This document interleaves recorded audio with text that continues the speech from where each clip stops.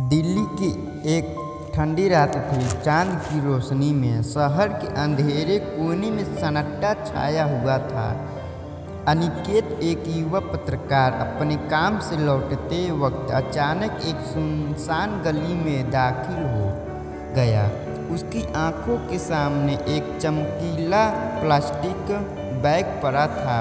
जिज्ञासावश उसने उसे उठाया। बैग खोलते ही उसके चेहरे पर आश्चर्य और भय का निशान छा गया। बैग में एक खून से सना हुआ चाकू और एक नोट था। नोट में लिखा था, जो देखेगा वही भुगतेगा। अनिकेत ने जल्दी से बैग को वहीं छोड़कर भागने की कोशिश की, लेकिन उसके कदमों में दहशत थी।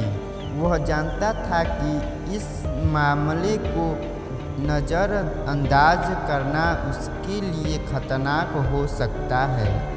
वह अगले दिन अपने संपादक और बात करने गया। संपादक ने उसकी कहानी को गंभीरता से लिया और उसे इस मामले की जांच करने का निर्णय लिया। अनिकेत ने शहर के उन हिस्सों की ओर रुख किया जहाँ अपराध की घटनाएं अक्सर होती थी।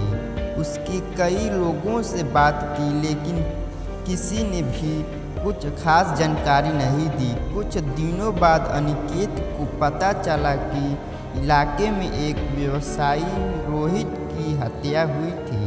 उसे यह जानकर हताशा हुई कि रोहित वही व्यक्ति था जिसने एक महीने पहले उसके लिए एक समाचार पत्र में विज्ञापन दिया था। अनिकेत ने तय किया कि उसे रोहित की पत्नी सिया से बात करनी चाहिए। सिया का घर रोहित की हत्या के बाद एक शोक छाया हुआ था। अनिकेत ने उसे अपना परिचय दिया और पूछा कि क्या वह रोहित के बारे में कुछ बता सकती है। अनिकेत को बताया कि रोहित हाल ही में कुछ लोगों से परेशान था। उसने कुछ गड़बड़ियों के बारे में भी सुना था, लेकिन नाम नहीं बताया। अनिकेत ने सिया से वादा किया कि वह सच की खोज में उसकी मदद करेगा। उसके बाद उसने रोहित के दोस्तों और परिचितों से बात करनी शुरू की। एक दोस्त ने बताया कि रोहित ने कुछ दिन पहले एक डील को लेकर किसी से बहस की थी। यह जानकारी अनिकेत के लिए नहीं थी। अनिकेत ने उस व्यक्ति की पहचान की जिसका नाम करण था। उसने करण का पीछा किया और उसे एक बार देखा जब वह एक कैफे में बैठा था। अनिकेत ने उससे बातचीत करने का फैसला किया। क्या आप रोहित को जानते हैं? अनिकेत ने सीधे सवाल किया करण से। करण ने पहले तो टालने की कोशिश की, लेकिन अंत में उसने कबूल किया कि उसने रोहित के साथ पैसे को लेकर बहस की थी, लेकिन मैंने उसे नहीं मारा, उसने जल्द से कहा।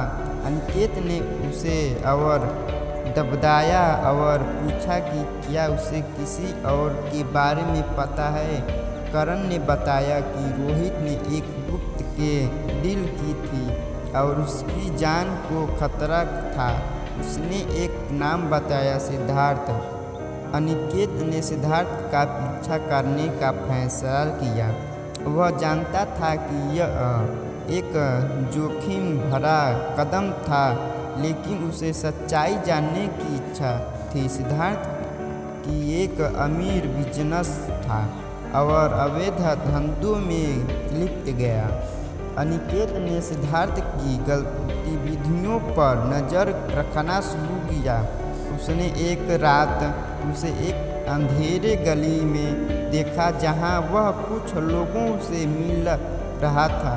अनिकेत ने छिपकर बातचीत सुनी। सिद्धार्थ रोहित के बारे में बात कर रहा था और उसके खिलाफ एक योजना बना रहा था।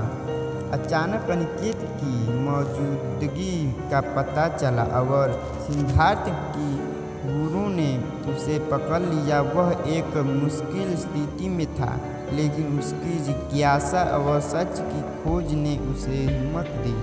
तुम्हें पता है कि रोहित ने तुम्हारे खिलाफ सबूत इकट्ठा किए थे, अब तुम कपड़े जाओगे, अनिकेत ने साहस दिखाए हुए कहा।